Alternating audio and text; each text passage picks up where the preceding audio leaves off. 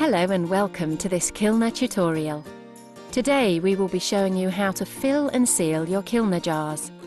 Before you start, you will need the following Kilner equipment: muslin pan, pan rack, jam funnel, jar tongs, relative Kilner jars, ladle, lid lifter and metallic spatula. Check your jars for any defects. If you find any cracks or chips, please discard your jars and replace with new ones. The first thing you need to do is to tip away any excess water which might be inside your jars. It is important to fill your Kilner jars whilst the jam is warm and the jar is warm.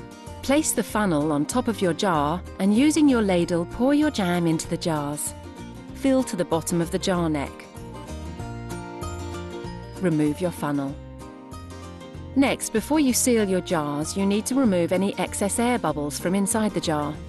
To do this, using a metallic spatula, carefully slide it down the side of the jar and slowly move the jar to remove any air bubbles. Using a clean J-cloth, wipe around the rim to remove any jam debris. You are now ready to seal your jars. If you are using the Kilner preserve jar, you need to add your metal disc.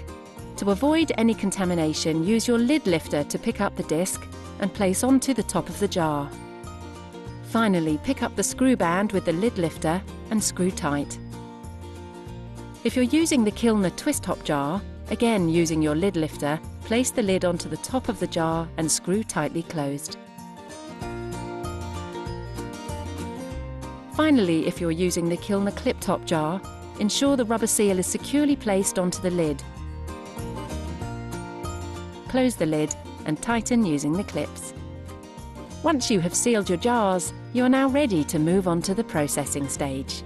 Processing your Kilner jars is an important part of the preserving process and is used to remove excess air and eliminate bacteria by creating a pressure seal. Place your Kilner muslin pan onto the hob and place the pan rack inside. Carefully place your jars inside the pan. Fill the pan with cool water, making sure water covers the top of the jars. Bring to the boil and simmer for 30 minutes.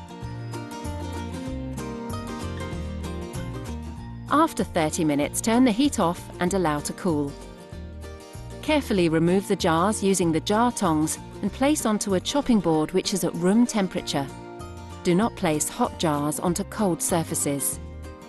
Once you have removed your jars from the water, you may hear popping sounds.